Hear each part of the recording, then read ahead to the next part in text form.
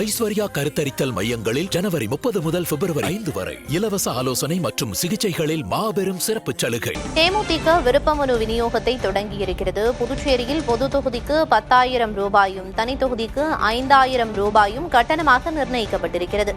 இன்று முதல் பிப்ரவரி 12ஆம் தேதி மாலை 5 மணி வரை விருப்ப மனுக்களை ஒப்படைக்க அறிவுறுத்தப்பட்டுள்ளனர். சட்டமன்ற தேர்தலுக்கான விருப்பமனு விநியோகத்தை தேமுதிக தொடங்கியிருக்கிறது. விவரங்களை வழங்குவதற்காக செய்தியாளர் சந்தானம் இணைப்பில் இருக்கிறார். சந்தானம், கூடுதல் விவரம் என்ன? 2026 சட்டமன்ற தேர்தலுக்கான பணிகளில் அனைத்து கட்சிகளும் மிக தீவிரமாக ஈடுபட்டு வரக்கூடிய நிலையில் தேமுதிக சார்பில் தமிழகத்தில் இருக்கக்கூடிய 234 தொகுதிக்கும் புதுச்சேரியில் இருக்கக்கூடிய 30 தொகுதிகளுக்குமான விருப்ப மனு விநியோகத்தை தேமுதிக சார்பில் தற்போது தொடங்கி இருக்கிறது.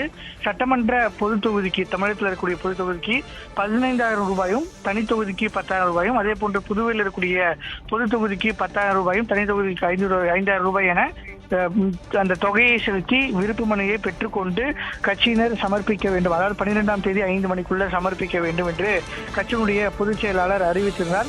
இன்று காலை 10 மணி மக்கள் இந்த விநியோகம் செய்யப்படும் என்று தெரிவித்தாலும் கூட கட்சியினுடைய பொதுச் செயலாளர் கையில இந்த விருப்ப மனுவை பெற வேண்டும் என்று தற்போது 12 மணி வரை காத்திருந்து நிர்வாகிகள் பெற்றிருக்கிறாங்க. குறிப்பாக முன்னாள் சட்டமன்ற உறுப்பினர்களாக இருக்கக்கூடிய நபர்களும் 3க்கும் மேற்பட்ட நபர்கள் அனகை முருகேசன், சேலம் மோகன்ராஜ் உள்ளிட்டோரும் தற்போது தேமுதிக சார்பில் இந்த சட்டமன்ற தேர்தலில் போட்டியிட விருப்ப மனுவை பெற்றிருக்கிறார்கள். தகவல்களுக்கு நன்றி சந்தானகுமார். ஐஸ்வர்யா கருத்தரித்தல் மையங்களில் ஜனவரி 30 முதல் பிப்ரவரி 5 வரை இலவச ஆலோசனை மற்றும் சிகிச்சைகளில் மாபெரும் சிறப்பு சலுகை.